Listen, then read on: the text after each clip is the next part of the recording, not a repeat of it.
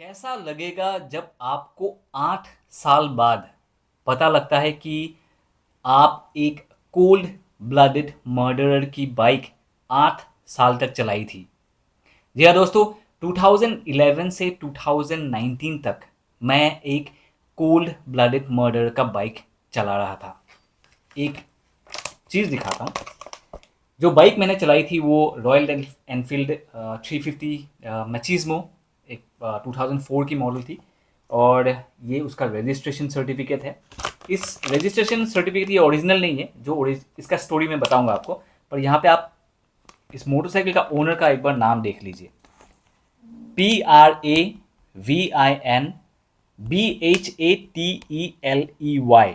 Praveen Bhatele.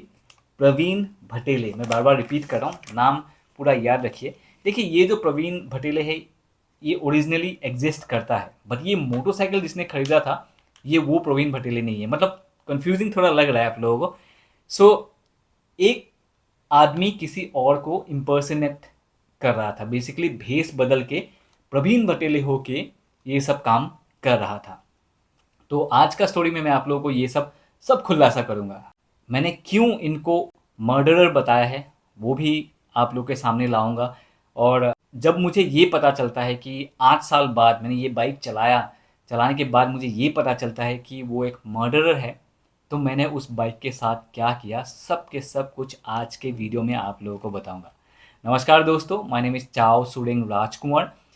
Welcome back to one SME's guys channel. And ये story मैं बहुत टाइम से सोच रहा था कि मैं बताऊंगा, बट मुझे मोटिवेशन नहीं मिल रहा था। बट मुझे एक दोस्त ने बताया कि तू ये स्टोरी क्यों नहीं बता रहा है, क्योंकि ये तेरे साथ कनेक्टेड है। मेरे साथ एक क्राइम स्टोरी कनेक्टेड है, एक मर्डर किसी ने किया था। मेरे साथ कैसे कनेक्शन है, बेसिकली मोटरसाइकिल से।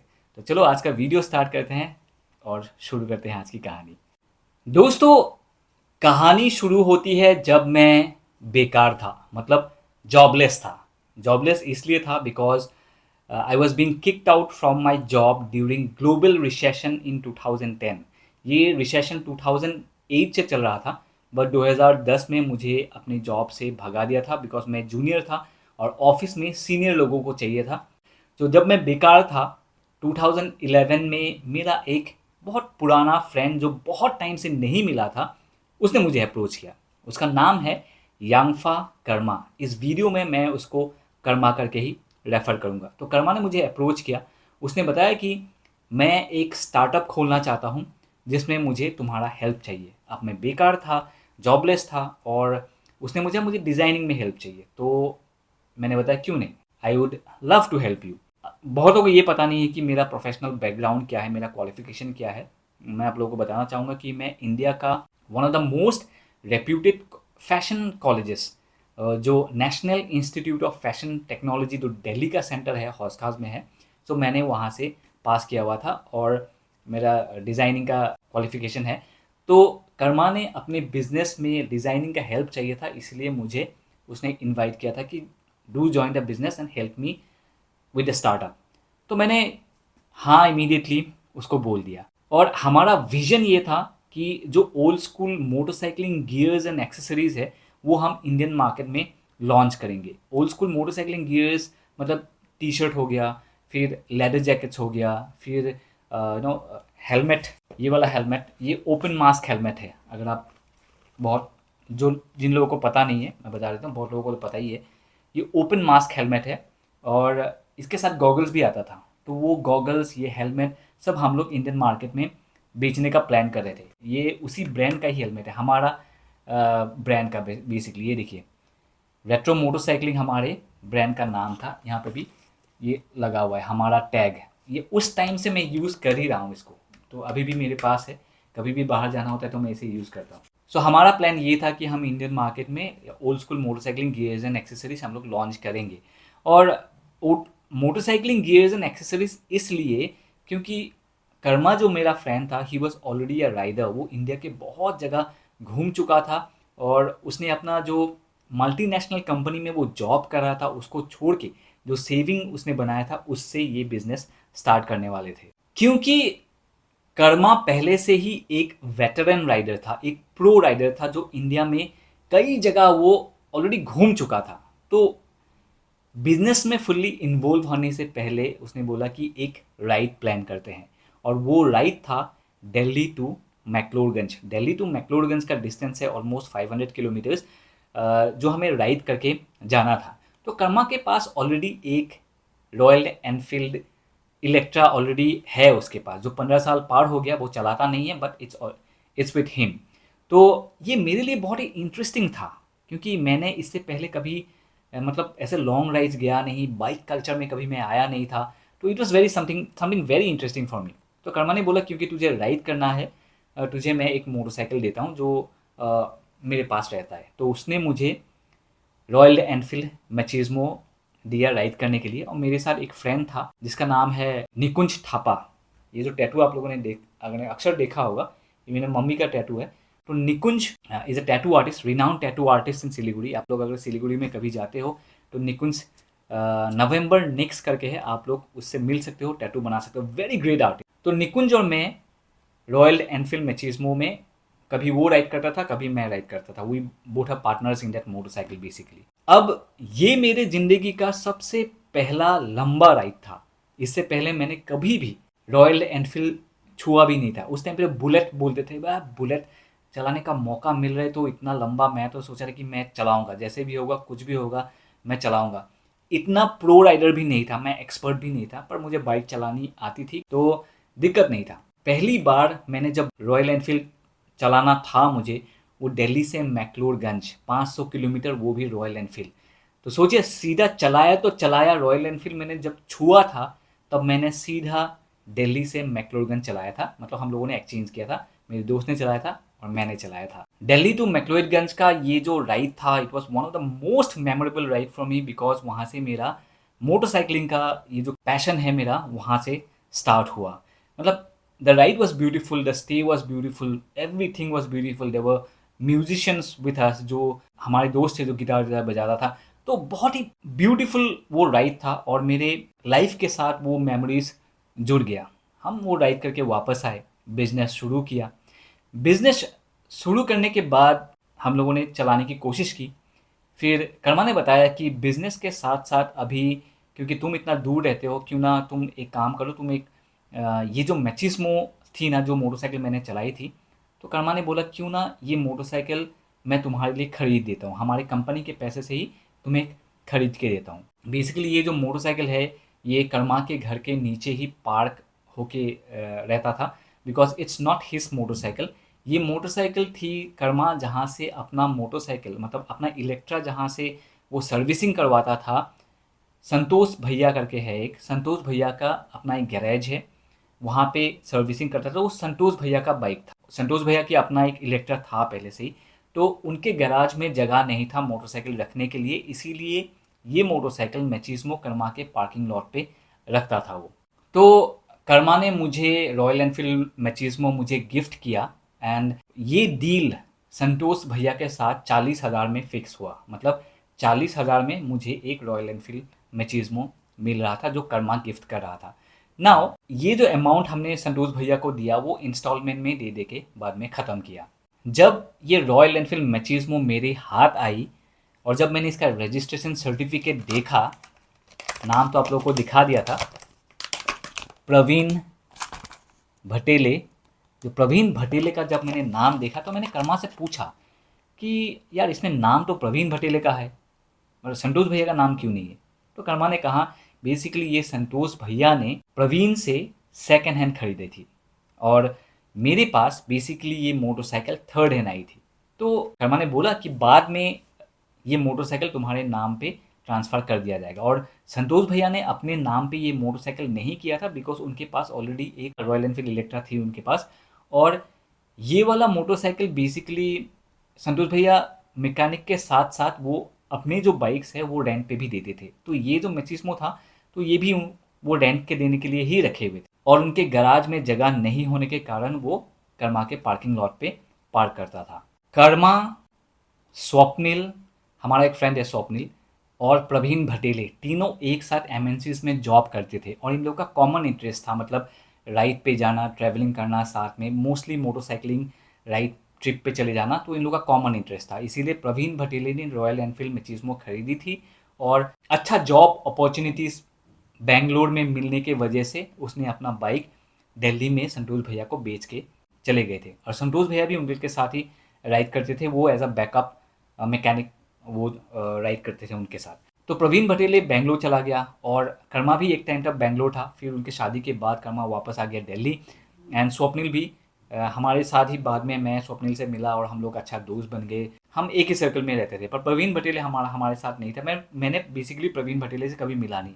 ये मैं कर्मा के साथ बिजनेस एंटर करने से पहले ही कर्मा स्वप्निल ये प्रवीण भटेले के साथ दोस्त था। तो 2011 में जब हमने ये बिज़नेस स्टार्ट करने की कोशिश की, हमने चलाने की तो कोशिश की, मगर ओपन मास्क हेलमेट ये सब इतना चलता नहीं था, क्योंकि सेफ्टी का रीज़न होता है, क्योंकि एक्सीडेंट होने से यहाँ पे फुल मास्क नहीं है तो प्रॉब्लम हो सकता है। और गॉगल्स इंडिया में कितने लोग ही पहनते हैं। ओल्ड स्कूलिंग का जॉनर हमने चूज़ किया था, बट ये बहुत लोगों को समझ में नहीं आया था, तो इसलिए। और लेदर जैकेट्स जो है बहुत लोगों को पसंद नहीं है, मतलब पहनते नहीं थे वो लोग मोस्टली। उसके बाद वो राइडिंग जैकेट्स वगैरह ये सब निकल गया था, तो लेदर जैकेट्स लोग पहनते ही नहीं थे, तो इसीलिए ये बिज़नेस फ्लॉप हो गया। उसके बाद हम लोग एक साइड बाय साइड काम करते थे, वो है टी शर्ट प्रिंटिंग। तो हमने सोचा टी शर्ट प्रिंटिंग पहले हम लोग आउटसोर्स करते थे, तो बाद में सोचा क्यों ना हम लोग अपना ही बिजनेस शुरू कर लें, एक टी शर्ट प्रिंटिंग का मशीन खरीद के हम ही प्रिंटिंग करते हैं। तो हमने 2013 से टी शर्ट प्रिंटिंग का काम चालू किया। जैसे कि ये टी शर्ट है, ये उस टाइम का टी शर्ट है, सोचिए ये अभी भी मस्त टी शर्ट है, मैं अभी भी पहनता रहता हूँ उसे घर में। देखिए अगर डिज़ाइन भी देखा होगा तो मोटरसाइकिल ओरिएंटेड डिज़ाइन है। तो ये हम लोगों ने प्रिंट करके अपने आप बेचना चालू किया। 2013 से 2019 तक हमने ये बिज़नेस एस्टैब्लिश करने की कोशिश की। तो साइड बाय साइड मेरा जो मोटरसाइकिलिंग का कीड़ा था वो ऑलरेडी बहुत ज़्यादा हो चुका था, क्योंकि मैं 2011 से मुझे जो कर्मा ने राइड करना सिखाया था, फिर उसके बाद से मैंने मोटरसाइकिलिंग छोड़ी ही नहीं। मतलब हर साल मुझे कहीं ना कहीं मोटरसाइकिल चला के जाना था। तो थोड़ा सा हाईलाइट दे देता हूँ मैं आप लोगों को, मैं कहाँ कहाँ गया था अपने इस मैचिज्मो के साथ। 2011 में आप लोगों को ऑलरेडी पता चल गया कि मैं दिल्ली से मैक्लोडगंज गया था, और ये चीज़ काफ़ी अलग चीज़ है जो इतना फैला नहीं था। आजकल बहुत ज़्यादा हो गया है, तो उस टाइम पे इतना फैला नहीं था, तो उस टाइम पे बहुत नया भी नहीं था, बट मेरे लिए वो नया था। तो 2011 में हम दिल्ली से मैक्लोडगंज गए, 2012 में हम दिल्ली से ऋषिकेश गए थे, 2013 में मैंने पहला अपना दिल्ली से जो हर बाइकर का सपना होता है लद्दाख जाना, वो किया था 2013 में, आज से 11 साल पहले। 2014 में मैंने यही मैचिज्मो दिल्ली से मेरा होम टाउन डिब्रूगढ़ असम तक शादी करने के लिए गया था। मैंने अपनी शादी में दिल्ली से असम तक राइड करके गया था। जी हाँ, ये बहुत लोगों को पता नहीं है। फिर 2015 में मैं अराउंड 17 लोगों को राइड पे फिर से लद्दाख लेके गया, और बहुत ही फेबुलस राइड था वो। और मैं उस टाइम पे एक कम्युनिटी राइडिंग स्टार्ट करने का कोशिश किया था कि मैं लोगों को जाके दिखाऊं, मतलब अलग अलग जगह दिखाऊं। मैं एक थोड़ा सा तो एक्सपीरियंस बन चुका था 2015 तक। 2016 में जो ज़ीरो म्यूज़िक फेस्टिवल होता है अरुणाचल में, आप लोगों को पता है कि कितना बड़ा फेस्टिवल है ये, आज के दिन में बहुत ही पॉपुलर है। वो 2012 में स्टार्ट हुआ था। मैं 2016 में दिल्ली से जीरो तक बाइक चला के गया था, बहुत ही शानदार राइड था। फिर 2017 में मैं दिल्ली से स्पीति गया था, 2018 में मैं दिल्ली से नेपाल गया। तो ऐसे मैंने बहुत सारे राइड किया, और छोटे छोटे राइड तो करता ही रहता था। इट्स नॉट जस्ट कि मैं खाली लंबा राइड ही जाता था, हर हफ्ते में 5 दिन मैं दिल्ली में, मेरा जो ऑफिस था वो 50 किलोमीटर दूर था, मतलब 5 दिन में मैं 500 किलोमीटर तो चलाता ही था वो motorcycle. Every day up and down करता था। मैं पटपरगंज दिल्ली में रहता था और हमारा ऑफिस था द्वारका में, इट्स ऑपोजिट कॉर्नर्स। सो हर 5 दिन में ये मोटरसाइकिल चलाता था 500 किलोमीटर एवरी वीक। तो सोचिए इस मोटरसाइकिल के साथ मेरा एक इमोशनल कनेक्शन बन गया था। इतना जगह इस मोटरसाइकिल ने मुझे दिखाया, इतना मेमोरीज इसके साथ जुड़ गया था कि मैं रॉयल एनफील्ड मैचिज्मो को मैं ऑलरेडी बेस्ट फ्रेंड तो मानता ही था, but I considered this motorcycle to be part of my life. 2018 में इतना साल इस मोटरसाइकिल को चलाने के बाद मैंने सोचा क्यों ना इस मोटरसाइकिल को अब टाइम आ चुका है मैंने अपने नाम पे ट्रांसफ़र कर लूँ। तो मैंने स्वप्निल जो हमारा फ्रेंड था, स्वप्निल से पूछा प्रवीण भटेले का मुझे नंबर दे दे और मैं प्रवीण भटेले को ये मतलब बोलता हूँ कि मेरे नाम पे ये बाइक ट्रांसफ़र कर दे। तो मैंने प्रवीण भटेले को सबसे पहले मैसेज किया था। मैंने बोला कि सर मुझे ये बाइक जो आपका बाइक है मेरे नाम पे ट्रांसफ़र करना है। वो ही इमीडिएटली एग्रीड कि हाँ हो जाएगा करके। बट एग्जैक्टली ये 6 साल पहले की बात है और एक ही बार मैंने उनको मैसेज किया था। तो एग्जैक्टली क्या बोला था मुझे याद नहीं है exact words, but he readily agreed कि हो जाएगा। अब प्रॉब्लम ये था कि प्रवीण रहता था बैंगलोर और हम रहते थे दिल्ली। तो हमने सोचा था कि ये पेपर जैसे तैसे मतलब ये मोटरसाइकिल जैसे तैसे मेरे नाम पे करना है, तो इसको कि करे तो कैसे करे वो समझ में नहीं आया था, क्योंकि मुझे बैंगलोर जाना पड़ेगा, वो कहाँ पे भी है वो भी ठीक से नहीं बता रहा है। बट उसने मुझे ये मैसेज किया था कि हो जाएगा। ये मैसेज आने के कुछ दिन बाद एक खबर मिलती है और वो न्यूज़ में निकलता है कि प्रवीण भटेले को बैंगलोर के ओरेकल ऑफिस से हथकड़ी पहनाते हुए ऑफिस से घसीट के लेके गया है। अब मैं, कर्मा, स्वप्निल और जो प्रवीण भटेले को जानते थे सब के सब शॉक, लेकिन हुआ तो क्या हो। Now I will connect the dots for you all. ये पजल सोल्व करते हैं कि क्यों उनको ओरेकल के ऑफिस से हथकड़ी पहनाते हुए जेल लेके गए। दोस्तों, दिल्ली, बैंगलोर, कर्मा, स्वप्निल और प्रवीण भटेले, इनको सब छोड़ के हम लोग पहुंचते हैं अहमदाबाद और अहमदाबाद से एक कहानी शुरू करते हैं। अहमदाबाद में एक Malayali couple from Kerala, mister O K Krishnan and Mrs Ramani, वो दोनों अहमदाबाद में बहुत टाइम से सेटल थे और उनकी एक बेटी थी जिसका नाम है सजनी नायर। सजनी Nair, although she is Malayali, but वो अहमदाबाद में पली बड़ी, वहाँ पे एजुकेशन कंप्लीट किया और वो जॉब में लग गई थी एक बैंक में। इन 2002 में वो जॉब कर रही थी। She was 26 then. Sajni Nair was already settled because वो अपने बैंक में जॉब कर रही थी। She was 26। तो उनके पेरेंट्स ने उनके लिए एक दामाद ढूंढने की कोशिश किया, मतलब साउथ से ही होना था क्योंकि वो लोग भी साउथ से थे। तो उसी टाइम उन्हें एक लड़का मिला जिसका नाम है तरुण कुमार जिनाराज। तरुण तब अहमदाबाद के एक प्राइवेट स्कूल में वॉलीबॉल का कोच हुआ करता था। उसके माता पिता, उसकी मम्मी का नाम था अन्नामा चाको और फादर का टाइटल का ही जिनाराज दिया गया है। तो वो दोनों ऑलरेडी साउथ के तो थे, बट वो लोग भोपाल में, वो लोग पहले से ही बहुत सालों से थे और तरुण और उनका भाई वहीं पे बड़े हुए थे। लेट 2002 में परिवार का प्रपोजल रमानी और कृष्णन के पास गया और दोनों परिवार मिलने आए। शुरू में तरुण हमारे घर अपने एक दोस्त के साथ आया था जो बैंक में काम करते थे सजनी के साथ, और बाद में उसने अपने माता पिता को भोपाल से ले आकर सजनी और हमें मिलवाया। ये मिसेस रमानी का कहना है। सो 2002 में तरुण का फैमिली मिसेस रमानी के फैमिली से मिला और शादी के लिए उनका बात हुआ। इस मिलन के बाद शादी जल्द ही एक टिपिकल अरेंज मैरिज के तरीके से फिक्स कर दी गई और दोनों ने 15 नवंबर 2002 को शादी कर ली। शादी के कुछ महीने बाद जब इनिशियल शादी के मंथ्स शुरू होते हैं, तो शुरुआत में रमानी और कृष्णन को तरुण के बिहेवियर में इतना मेजर डिफरेंस तो नहीं दिखा। वो अच्छी तरह he was pretty well, he was doing, मतलब जो एक अच्छा दामाद करता है वही वो कर रहा था। लेकिन सजनी कई बार उसके मम्मी मतलब रमानी को कंप्लेन करती थी कि जो भी पैसा वो कमाती थी तरुण उसका पैसा ले लेता था। उसने कहा था कि उसका बिहेवियर अच्छा नहीं था। ये मिसेस रमानी ने एक न्यूज़ आर्टिकल में कहा था। 14 फरवरी 2003 मतलब वैलेंटाइन डे के दिन एक फोन आता है मिसेस रमानी और ओके कृष्णन के घर। ऑपोजिट साइड में एक परेशान आवाज़ थी और वो था मिस्टर तरुण जिनाराज की आवाज़ थी बेसिकली। एंड वो उनको कहता है कि उनके बेटी के साथ कुछ गलत हो गया है। तो ये न्यूज़ सुनने के बाद Mrs Ramani and Krishnan they were terrified. वो लोग सोचे कि क्या करें क्या नहीं करें। तो इमीडिएटली उन लोगों ने डिसाइड किया कि क्यों ना हम भोपाल जाते हैं और उनके बेटी को देखते हैं कि क्या हुआ। जब वो रात के 10 बजे कुछ रिश्तेदारों के साथ आके सजनी के घर पहुंचा तो देखा सजनी अपने दुपट्टे में ही। तो that was the view. And घर के अंदर जो सिचुएशन था, जो सीन था, वो पूरा लग रहा था कि एक किसी ने लूटा होगा, किसी ने डकैती किया होगा। मतलब कपबोर्ड टूटा हुआ था और अंदर की चीज़ें बाहर पड़ी हुई थी, और सजनी के गले में जो सोने का चेन था वो भी टूटा हुआ था, वो ज़मीन पे गिरा हुआ था।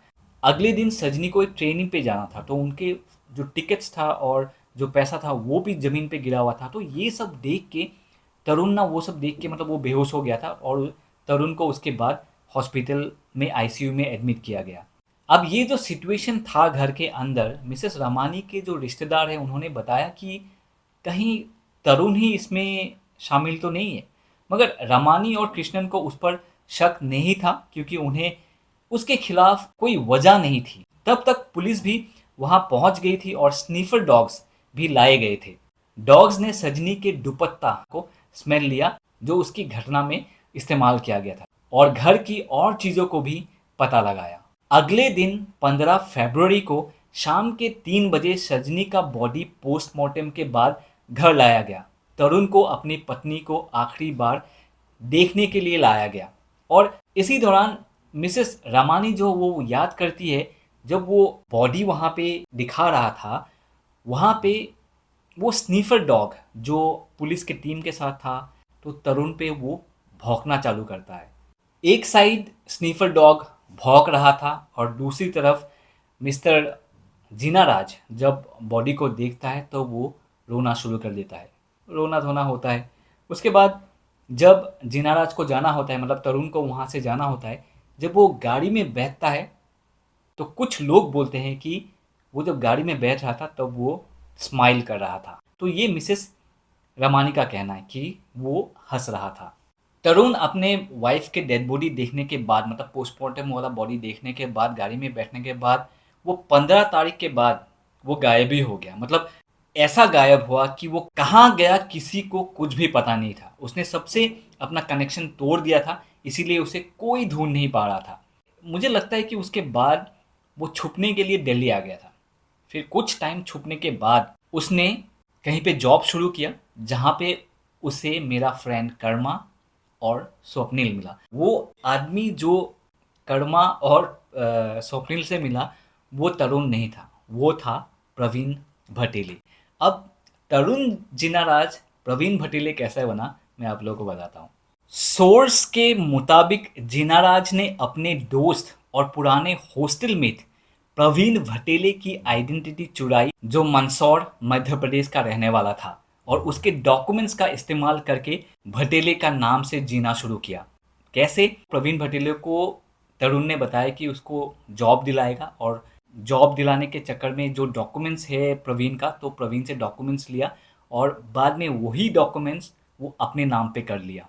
नाउ ड्यूरिंग हिज रन, जब वो भाग रहे थे, आई थिंक नाम चेंज करके दिल्ली में जब बसे हुए थे, तब उन्होंने ये मोटरसाइकिल खरीदी होगी, और फिर बाद में उन्हें एक जॉब अपॉर्चुनिटी पुणे में मिलता है, तो वो जॉब मतलब मोटरसाइकिल मचिस्मो दिल्ली में संतोष भैया को बेचकर वो पुणे चले जाते हैं।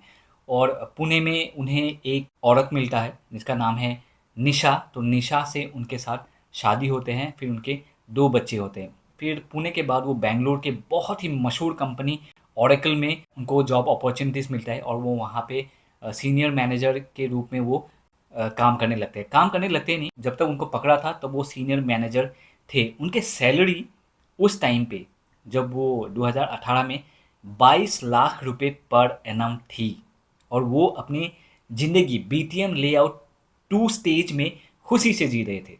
अब तक ये कंफर्म नहीं किया मैंने कि उन्होंने अपने वाइफ का मर्डर क्यों किया। तरुण ने अपनी वाइफ सजनी का मर्डर इसलिए किया क्योंकि तरुण का ऑलरेडी शादी से पहले एक लड़की के साथ अफेयर चल रहा था। जिस दिन तरुण ने सजनी का मर्डर किया, 14 फरवरी 2003 को, वैलेंटाइंस डे के दिन, मर्डर करते ही अगले दिन वो अपने गर्लफ्रेंड को फ़ोन लगाता है और बोलता है कि मैं तुम्हारे लिए एक वैलेंटाइन गिफ्ट लाया हूँ। और फिर वो बोलता है कि मैंने अपनी वाइफ सजनी का मर्डर कर दिया है, और ये तुम्हारे लिए एक वैलेंटाइन गिफ्ट है, और अब से हम एक साथ रह सकते हैं। ये बात सुन के तरुण का गर्लफ्रेंड को गुस्सा आता है, और वो बोलती है कि मैं एक मर्डरर के साथ नहीं रह सकता। उसके बाद तरुण इमीडिएटली अपने भाई का दोस्त अरुण को फ़ोन करता है और उसे बोलता है कि मैं कहीं जा रहा हूँ, मुझे मत ढूंढना। तो उसके बाद से वो गायब हो जाता है। अब अच्छी जॉब, दोबारा शादी हुआ और 2 बच्चे भी हो गए। तो बाइक का क्या काम था, इसीलिए बाइक को दिल्ली में ही संतोष भैया को बेच दिया और उसके बाद मेरे पास कैसे आया वो तो आप लोगों को पता चल ही गया। अब आते हैं स्टोरी का सबसे इंटरेस्टिंग पार्ट, कैसे तरुण जीनाराज को पकड़ा गया। सजनी के हत्या के बाद जब तरुण गायब हो गया तो ये बिल्कुल स्पष्ट था कि मर्डर उसी ने किया था, नहीं तो वो गायब ही क्यों होता। वो इस तरह गायब हुआ कि 15 साल और 8 महीने तक उसका कोई भी पता नहीं चला। उसे लगा कि अब कोई उसे ढूंढ नहीं रहा होगा, लेकिन सजनी के पेरेंट्स थोड़ी ना हार मानते। जिस दिन तरुण गायब हो गए थे, रामानी और कृष्णन के दिमाग में शक और बढ़ गया और उन्होंने फैसला लिया कि इसे केस फाइल किया जाए। इसके लिए उन्होंने एक फैमिली फ्रेंड का हेल्प लिया और वो फैमिली फ्रेंड किसका फ्रेंड था पता है? हमारे आज का प्राइम मिनिस्टर नरेंद्र मोदी का फ्रेंड था। मतलब घर पे आना जाना, बहुत अच्छे दोस्त थे वो लोग। और उस टाइम पे नरेंद्र मोदी जी गुजरात के सीएम थे। मतलब वो सेकंड टेन्योर वो लोग अपना कंप्लीट करने जा रहे थे। और वो फ्रेंड नरेंद्र मोदी जी पॉलिटिक्स में आने से पहले ही वो लोग मिलते थे। मोदी जी उनके घर कई बार आते थे और मिसेस रामानी उनसे कई बार मिल चुकी थी। 2003 में जब मोदी जी अपने दूसरे साल में चीफ मिनिस्टर थे तो ये कपल उनसे कई बार मिले। उनसे सजनी के मर्डर की तहकीकात करने की गुजारिश की। उन्होंने मदद करने का वादा किया। ये था एक लंबी इन्वेस्टिगेशन की शुरुआत जो कई साल चले। इस दौरान मिसेस अन्नमा मतलब तरुण के मदर के पास जितने भी कॉल्स जाते थे तो पुलिस उनको ट्रैक करते थे। अब अंदाज़ा लगा नहीं पाओगे कि कितना कॉल रिकॉर्ड्स मतलब उन लोगों ने ट्रैक किए हैं। ऑलमोस्ट 1 लाख, 1 लाख कॉल्स उन लोगों ने ट्रैक किए और ये कई महीने कई सालों तक चला।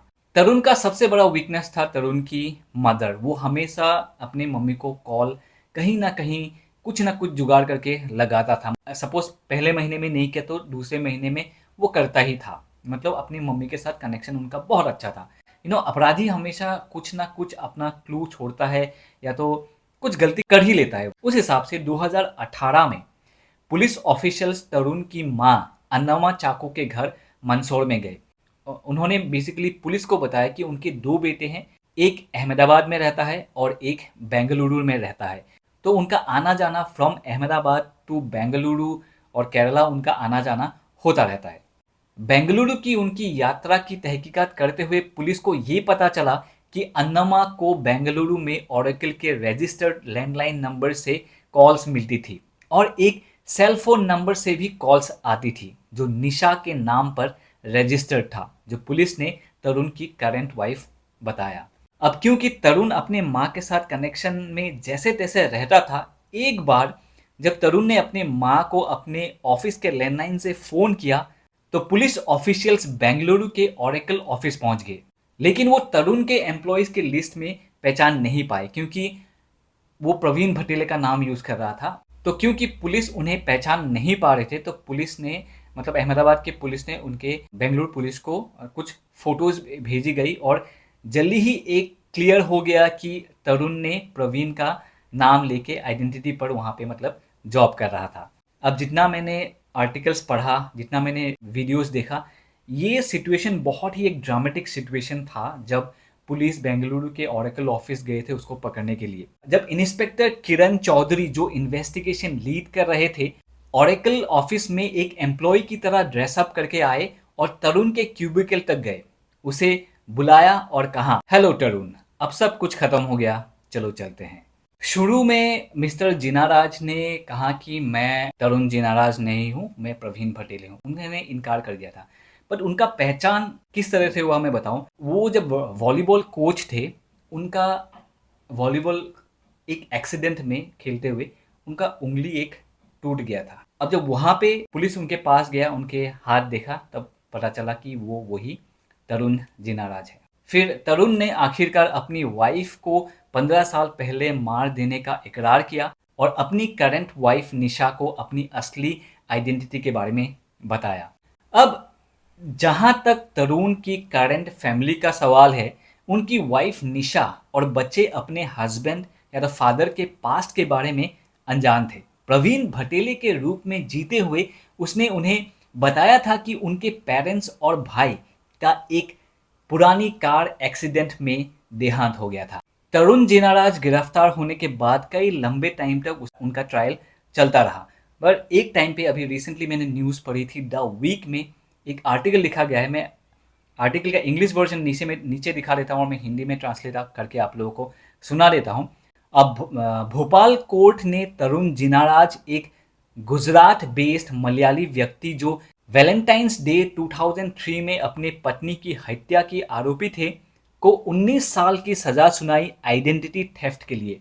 जिनाराज, जो अपनी पत्नी के मौत के 2 दिन बाद भाग गए थे, बेंगलुरु में छुपी हुई पहचान के साथ रह रहे थे जब तक उन्हें 2018 में गिरफ्तार नहीं किया गया। कोर्ट ने जिनाराज को पर्सनेशन के माध्यम से चीटिंग करने के लिए 2 साल की सख्त कैद और 5,000 का जुर्माना लगाया। उन्हें कीमती दस्तावेजों की फॉर्जरी करने के लिए 7 साल की सजा सुनाई गई। फॉर्जरी जो चीटिंग के इरादे से की गई, उसके लिए उन्हें 5 साल की सजा मिली और फॉर्ज्ड दस्तावेज या इलेक्ट्रॉनिक रिकॉर्ड के प्रयोग के लिए और 5 साल की सजा सुनाई गई। तो 2003 में जब तरुण भाग जाता है और ये मर्डर हो जाता है, तो तरुण की मम्मी, तरुण की फादर, तरुण की ब्रदर एंड तरुण की ब्रदर का जो वाइफ है, इन सब को पुलिस अरेस्ट करता है because of domestic violence and dowry मांगने के वजह से इनको 2003 में अरेस्ट किया गया था। तो ये खाली 2 पैराग्राफ है मैंने आपको सुनाए, बाकी आप द वीक मैं लिंक शेयर कर दूंगा, आप लोग पूरा पढ़ सकते हो।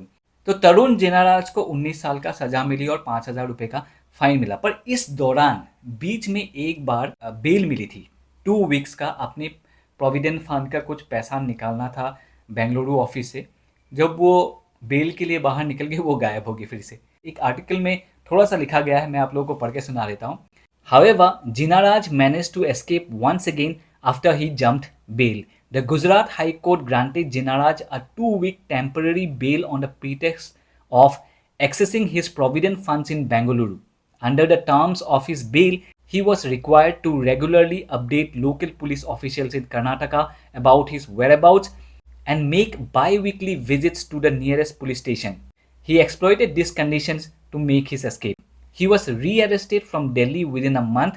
Interestingly, Jinaraj had been living under the identity of Justin Joseph in Delhi. He also had plans to escape to Australia. मतलब ऑस्ट्रेलिया भाग जाने का उनका प्लान था। बट यहाँ पे लिखा गया है कि the trial for the Sajni murder case is still going on in Gujarat. So 15 साल और 8 महीना जब हुआ था 2018 में, जब उनको पकड़ा था, उस टाइम तक मिसेस रमानी और ओके कृष्णन को मतलब बहुत टाइम वो लोग वेट कर रहे थे कि कब जिनाराज पकड़ा जाए। और लास्ट में वो जब पकड़ा गया तभी उन लोगों को रिलीफ मिला। उनको लगा कि हाँ, अभी जस्टिस विल बी सर्व्ड। और मोदी जी ने एक्चुअली इस केस को ओपन करके रखा और तभी जिनाराज को पकड़ने में कामयाब हुआ। सो गाइस, ये था तरुण जिनाराज, जो प्रवीण भटेले का नाम लेके जी रहा था और उन्होंने दिल्ली में आके मैचिस्मो, रॉयल एनफील्ड मैचिस्मो खरीदा था और संतोष जी को बेच दिया था। फिर संतोष जी ने हमें दे दिया था। देखिए, तरुण जिनाराज को जेल, उन्होंने गुनाह किया है तो उनको जेल जाना तो बनता ही है, वो जेल में है अभी। एंड ये जो मोटरसाइकिल मेरे पास आया था, मैं इस मोटरसाइकिल को हैट्स ऑफ करता हूँ। मैं इस मोटरसाइकिल को पूजा करता था एक टाइम पे। इस मोटरसाइकिल से मैंने बहुत दुनिया देखी है। मेरा जो अंदर जो साहस पैदा हुआ इस मोटरसाइकिल की वजह से हुआ, क्योंकि मैं अकेले बहुत जगह इस मोटरसाइकिल से घूमा हूँ। मैंने वाइफ को भी, उनको भी बहुत जगह इस मोटरसाइकिल में साथ में हम लोग घूमते थे। तो इस मोटरसाइकिल के साथ मेरा अभी भी एक इमोशनल कनेक्शन है, एक बॉन्डिंग है। बट ये बात है कि दिल्ली में, या तो आई डोंट नो आजकल इंडिया में कहाँ कहाँ पे ये लागू है कि एक मोटरसाइकिल या तो गाड़ी 15 साल के बाद आप चला नहीं सकते हो। तो दिल्ली में ये मोटरसाइकिल 2004 का मैन्युफैक्चरिंग है, तो 2019 को ऑलरेडी ये एक्सपायर हो चुका था। तो अभी मैं चला नहीं पाऊँगा, तो इसीलिए देखिए 2004 तो ये बाइक मैंने चला नहीं पाया, और ये बाइक अभी मेरा फ्रेंड जो कर्मा है, जो टी शर्ट प्रिंटिंग का काम हम लोग शुरू किया था, वो अभी भी चला रहा है। तो ये मोटरसाइकिल फिर से उसके पास उनके पहले उसके घर के सोसाइटी के घर के नीचे पार्क था, अभी ये मोटरसाइकिल उसके ऑफिस में प्रिंटिंग यूनिट में पार्क है। कभी मौका मिलेगा तो मैं आपको जाके उसका वीडियो शॉर्ट में दिखाऊंगा। ये बहुत ही एक सुंदर मेमोरी बना हुआ है मेरा रॉयल एनफील्ड मैचिस्मो 350 के साथ। उसको मैं सोल ट्रेल्स बुलाता। That's it guys. पता नहीं ये मोटरसाइकिल शायद ऐसे ही रह जाएगा। कभी अगर आसाम लेके जा पाता हूँ तो उसको मैं रिवैम्प करूँगा। और हाँ, पेपर के बारे में भूल गया, ये ओरिजिनल पेपर जो नहीं है मैंने बोला, क्योंकि ये कलर्ड फोटोकॉपी है। ये कलर्ड फोटोकॉपी क्या है कि मेरा एक फ्रेंड है, उस फ्रेंड ने मेरा बाइक लेके गया था एक बार और पूरा पेपर खो दिया था। और ये पेपर्स उस टाइम पे हार्ड कॉपी था। अब क्योंकि इसमें प्रवीण भटेले मतलब सॉरी ये तरुण जिनाराज इन्वॉल्व हो गया था, तो मैंने फिर से इसको निकालने वाले का सोचा नहीं। तो यही मेरे पास एक अभी उस मोटरसाइकिल का पेपर पड़ा हुआ है। बहुत मेमोरीज दिया है इसके साथ, बहुत मेमोरीज है, मैं बता नहीं सकता। Thank you so much soul trails. That's it guys, आज के लिए इतना ही। बाय बाय, टेक केयर, जय हिंद एंड जय होम।